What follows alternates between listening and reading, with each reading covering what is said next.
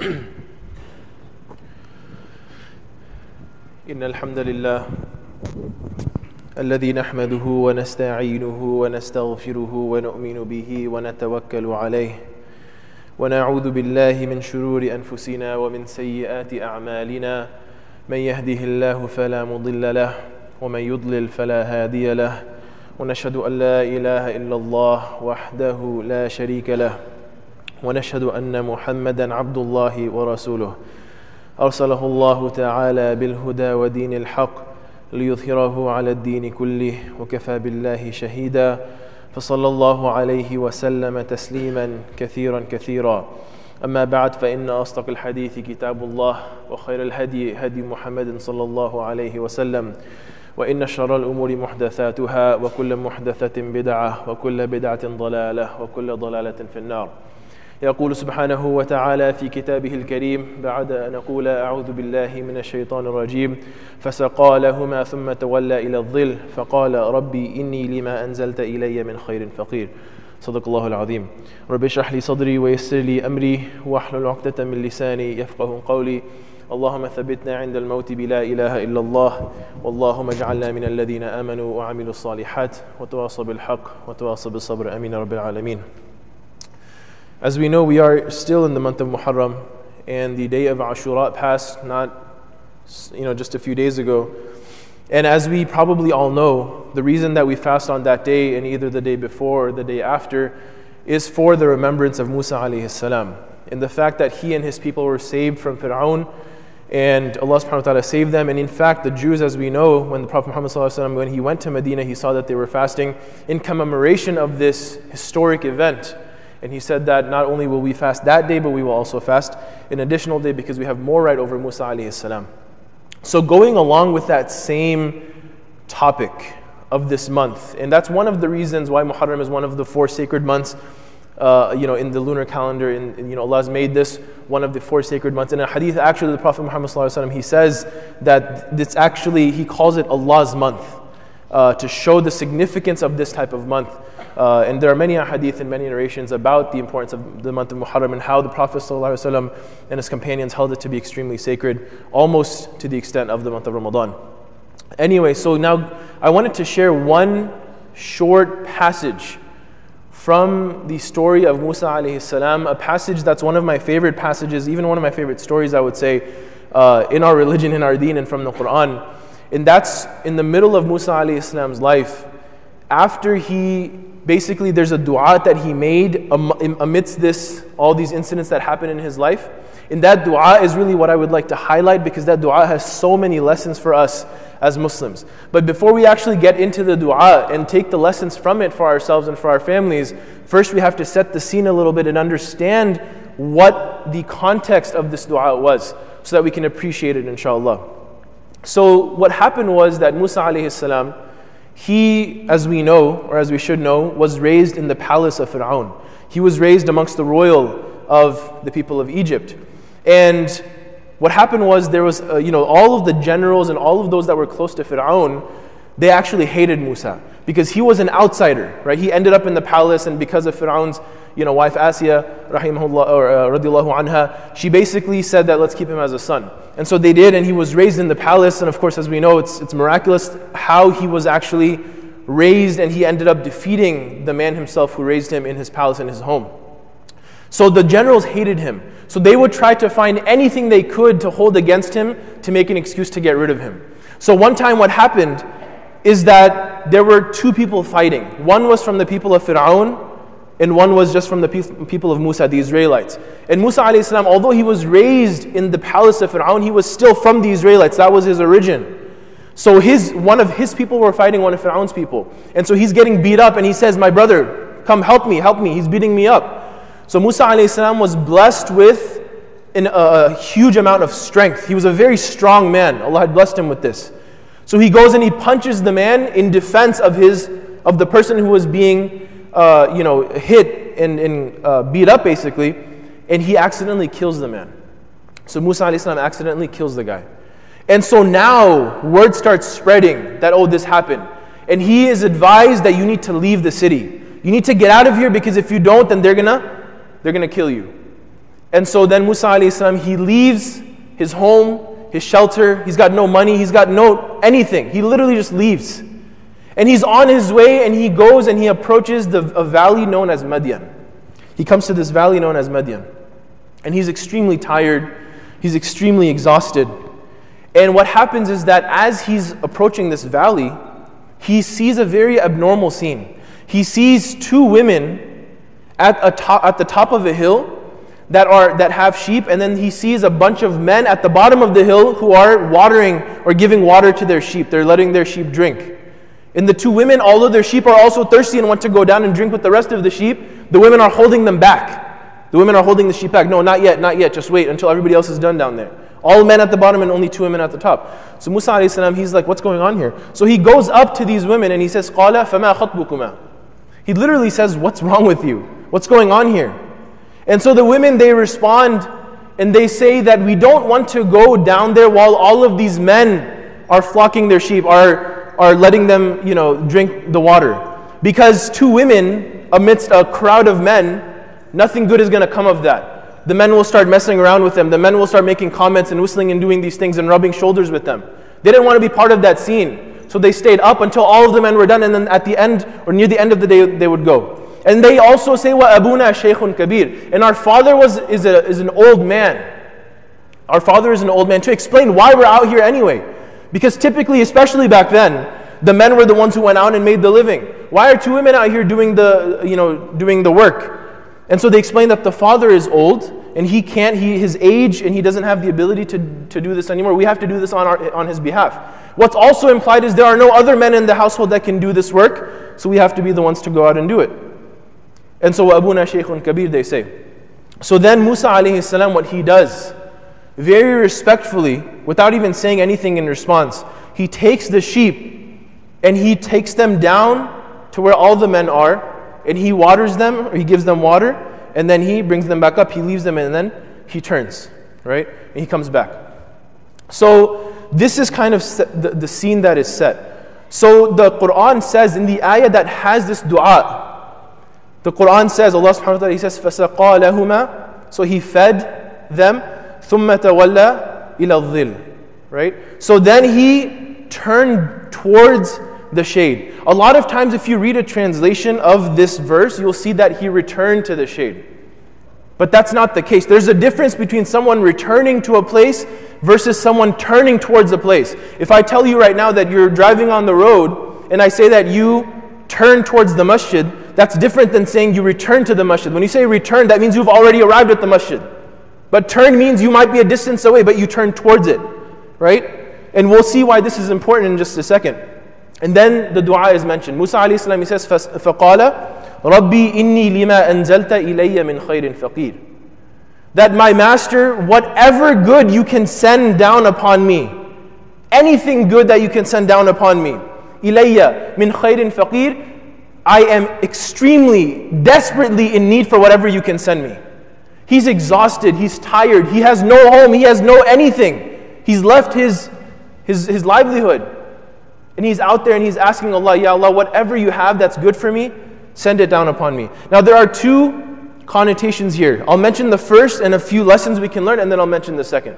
The first is that whenever someone has a sense of guilt, whenever someone has done something wrong, even by accident, like in this case with Musa alayhi salam, he killed a man, but it was by accident. But there's still a sense of guilt. I can't believe I did that. How did that happen? Then a person, any one of us, this applies to every one of us, even if we don't literally have skeletons in our closet, hopefully, but we all have things that we are ashamed of, sins that we've committed, mistakes that we've made when it comes to Allah subhanahu wa ta'ala, when it comes to other people. And so when we have sins, when we've made mistakes, then there should be a natural inclination of a believer to do good. Even the Prophet ﷺ, he says that when you do good deeds are a means of replacing bad deeds. Shaitan tricks us sometimes. When you do a bad deed and you're like, oh, I'm going to go to the masjid to pray, now he's going to be like, how are you going to pray? You just made that mistake, you committed that sin. Now you're going to go pray to Allah, the one you upset, the one you disobeyed. Right? It's reverse psychology plays on us. But we should know that whenever we do something wrong, whenever we commit a sin or make a mistake, that's human nature. It's going to happen. It's happened in the past to all of us. It's going to continue to happen for the rest of our lives. That's the nature of the human being. But the difference between those who are successful in the next life and those who are not is what do we do after we commit those sins and make those mistakes? Do we continue in that path? Do we continue down that road of making mistakes because we're too ashamed to go and turn back to Allah? Or do we acknowledge that we made that mistake and try to learn from it and do good so that Allah subhanahu wa ta'ala replaces that bad deed with good deeds? And so that is the first connotation of this ayah. Musa alayhi salam is praying to Allah that, Ya Allah, send me any good opportunity that you can to serve you, to obey you, to do good, so that I can get rid of this mistake that I made. And Allah subhanahu wa ta'ala sends him this opportunity where there are two women who need help with something. And Musa alayhi salam is there to answer that call, and he helps them. Even in his situation, look, he's got nothing. He should be the one being helped. But he's seeing somebody who needs help and he helps them. And that's the second lesson we learn here. Is that no matter what dire situation we are in, no matter how bad of a situation we think we are in, and no one understands what we're going through with our family, with our finances, with our lives, whatever it is, understand that there are others who still need help. Understand that there are others who are going through the same pain, if not more than what you're going through. And so when we have the opportunity to do good, no matter what situation, how bad our situation is, we should take that opportunity and take advantage. That's Allah helping us and giving us a chance, especially after we commit a sin or make a mistake. That is Allah giving us an opportunity to do good, to replace that evil that we've done. So the attitude of urgency to do good all the time. The third lesson, and this is a very brief lesson, especially for the younger guys in here, and that is that Musa alayhi salam could have sat anywhere. He could have gone to a place that was near near where the women were and this whole scene was. But these are two young women, and this is Musa alayhi salam, who's an unmarried man at this point. And ثُمَّ تَوَلَّى implies that he turned away for that reason. He didn't want to stay in that scene. He didn't expect a thank you, or he didn't expect to start chatter with these women just because he helped them out. That's not how it works. He did something for them unconditionally, regardless of who they were, and he turns away. Because he doesn't want to indulge himself into these types of scenes. So he turns away. He has that level of modesty. And we will continue to see that level of modesty throughout this passage and throughout this story. The fourth, as I just implied, is that when we help someone, the fourth lesson here, just from this part of the story, is that when we help someone, there should be no strings attached.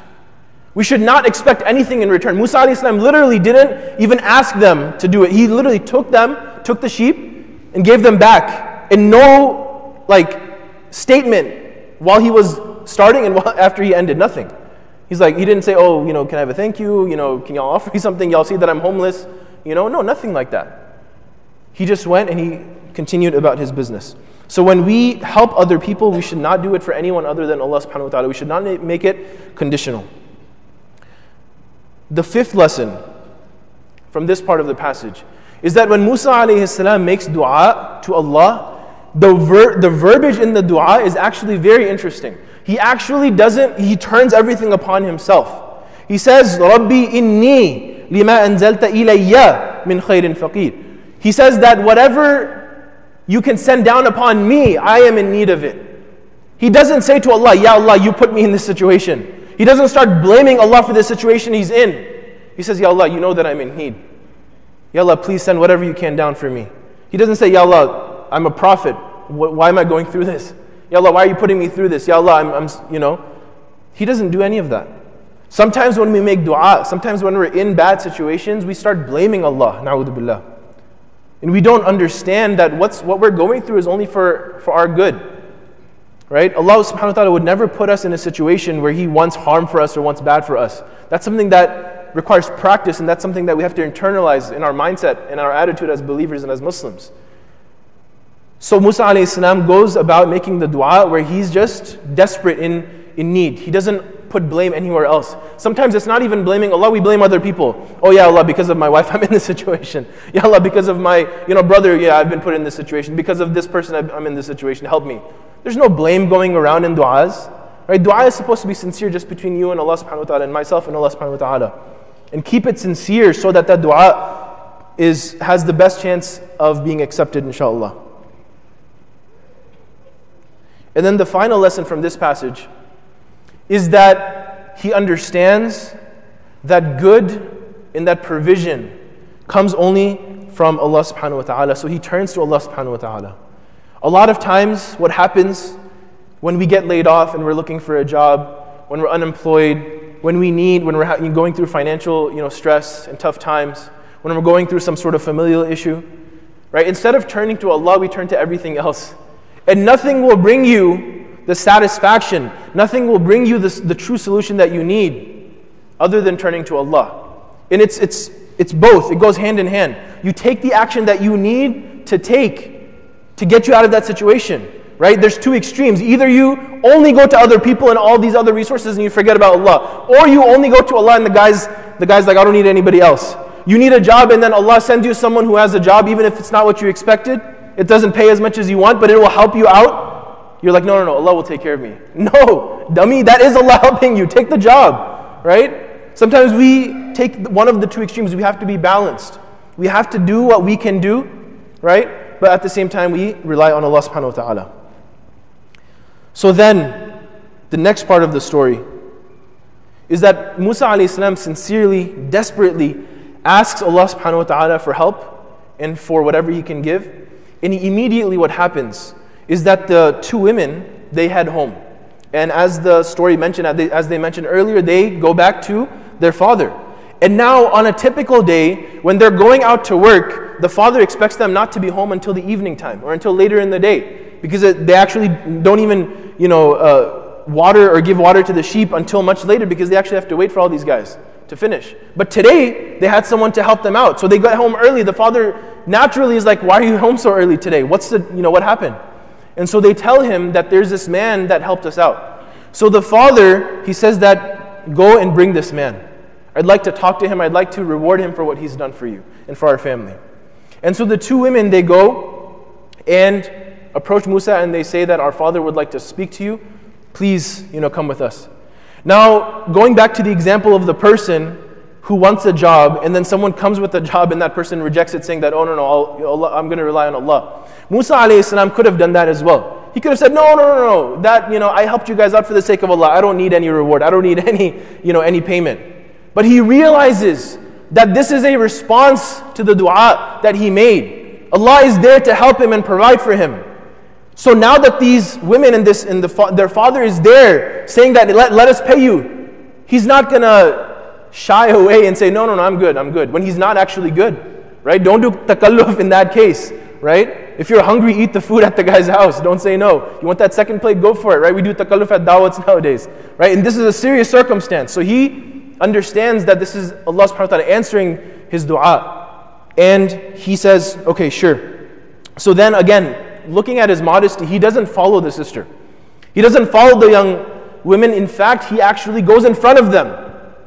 And he says, please tell me the directions and I'll lead the way, basically. He's so modest that he doesn't even want to stand behind them, because he could glance up, he could see something that he's not supposed to see. He walks in front of them, the shyness that he has, subhanAllah.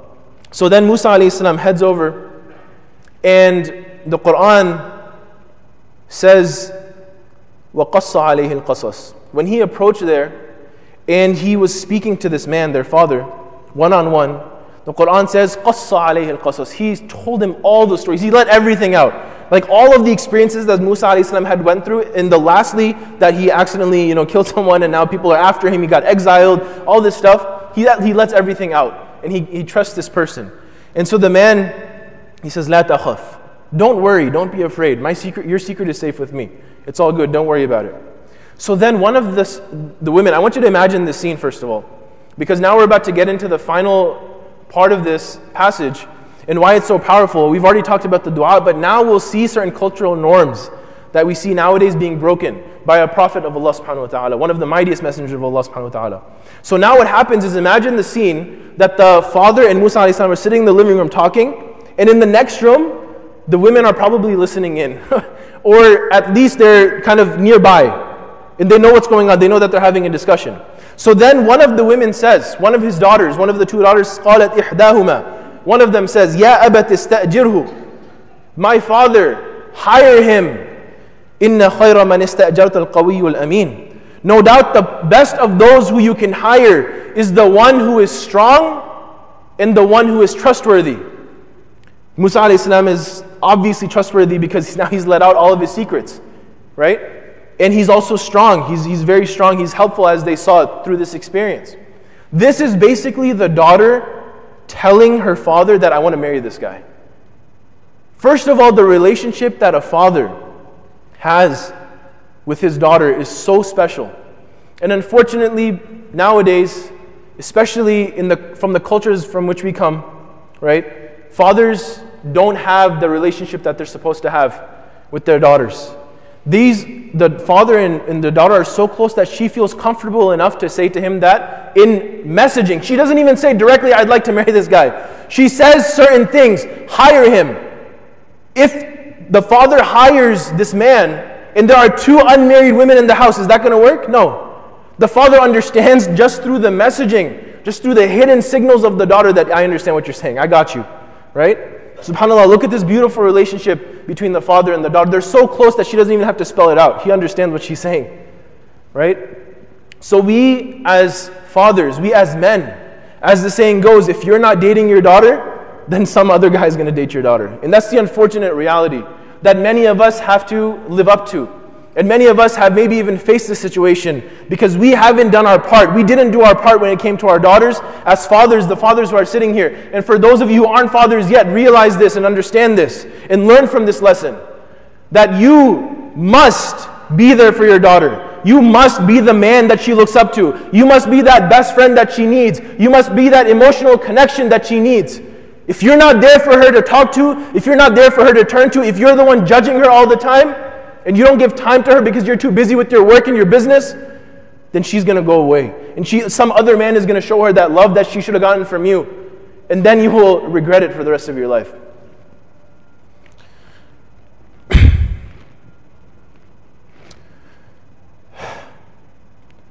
So this is a reality.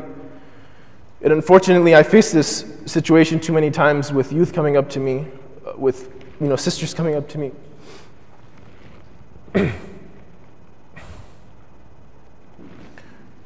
And I also have a daughter of my own, very young. So, this it's very close to my heart.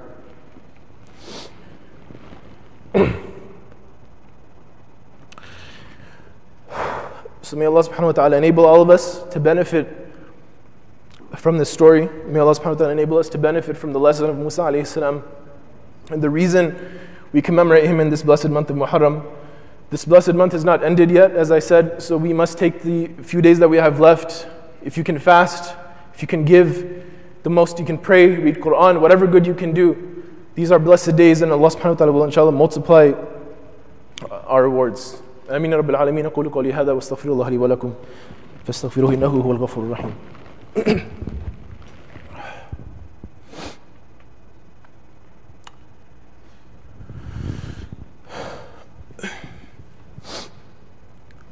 Bismillah, alhamdulillah, wa salatu wa salamu ala rasulillah wa ala alihi wa sahbihi ajma'in wa ba'd. So the final couple of points I wanted to make. The first is that as this happened, the father basically on behalf of his daughter proposed and said that my daughter would like to marry you. And that's another cultural norm that is broken, because a lot of times we think that it's some sort of disgrace or disappointment that the mother or that the daughter or the woman asks for the hand of the man in marriage, that she's the one who initiates it first, through the family, through someone else. And we learn from this story from the messenger, Musa alayhi salam, that is not the case. And we learn from this whole story. And in fact, what happened is that he accepts. And subhanAllah, look at the fact that Musa alayhi salam, he made dua to Allah to provide for him and to give him whatever he could, whatever good he could. And Allah subhanahu wa ta'ala gives him a house. So he stays actually with his in-laws. The agreement is that his mahar, the dowry that he will give to his daughter, the sister, will be that you will work for me for 8 to 10 years. Right? And there are different narrations that say he either worked for 8 or maybe he completed the term up to 10. But that will basically be what he does. So Allah subhanahu wa ta'ala gave him a home for the next at least 8 to 10 years. Allah subhanahu wa ta'ala gave him a spouse. And Allah gave him food and money and shelter. He gave him a job as well, right? He gave him a source of provision. So subhanAllah, from one dua, we see that Musa alayhi salam literally went from a situation where he was homeless, where he had nothing, and Allah subhanahu wa ta'ala gave him everything that he needed to continue his life. That is the power of dua. And that is the final point that I'll mention, is that, again, anytime we need anything, some of us, we've been turning to Allah for many years, maybe even many decades, and the same problem that we've been facing has not gone away. That is through Allah's wisdom and mercy, and when that problem is meant to go away, inshallah, Allah will find a way. He has a plan. Don't despair in the mercy and the hope of Allah. Continue to make dua, continue to trust in Allah. That in and of itself is a test for all of us. And so, the final point, again, going back to the cultural norms, is that sometimes we set standards of embarrassment for ourselves and our families. And that makes life very difficult for us. The type of wedding that you're going to do, you're worried about what other people are going to say. These types of things when it comes to our children, right? We're worried about what other people are going to say. We're worried about, what are they going to think? And that sets limits on us. That puts restrictions on us. That makes life difficult for us.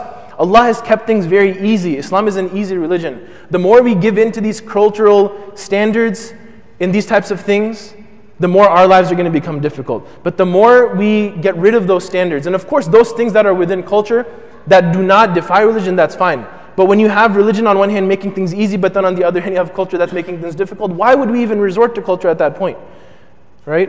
So we must, inshallah, realize that, and we learn from the messenger of Allah, the messenger Musa alayhi salam, that these standards meant nothing. If someone's picking on you about living with your in-laws, right? If someone's picking on you about working for your in-laws, if someone's picking on you because you're the one who reached out to the man, just be like, go to the story of Musa alayhi salam and check that out. And no one will say anything after that, inshallah. So may Allah subhanahu wa ta'ala enable us to benefit from this story. May Allah subhanahu wa ta'ala enable us to not make our own lives difficult due to cultural norms and cultural standards and practices. May Allah subhanahu wa ta'ala enable us to constantly and always turn to Allah subhanahu wa ta'ala whenever we need anything. May Allah subhanahu wa ta'ala enable us whenever we are in desperate need of His help, only turn to Him. May Allah subhanahu wa ta'ala forgive us in the past for the mistakes that we've made, and enable us to realize that whenever we do bad and commit sins, that we should follow that up with as many good deeds so that He may forgive us.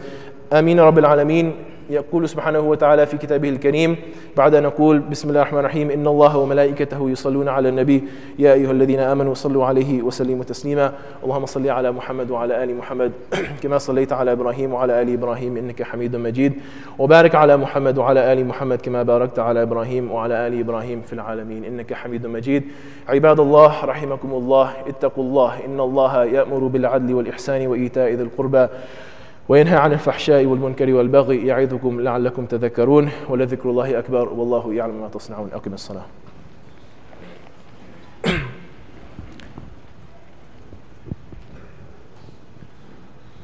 الله أكبر الله أكبر أشهد أن لا إله إلا الله أشهد أن لا إله إلا الله أشهد أن محمد رسول الله أشهد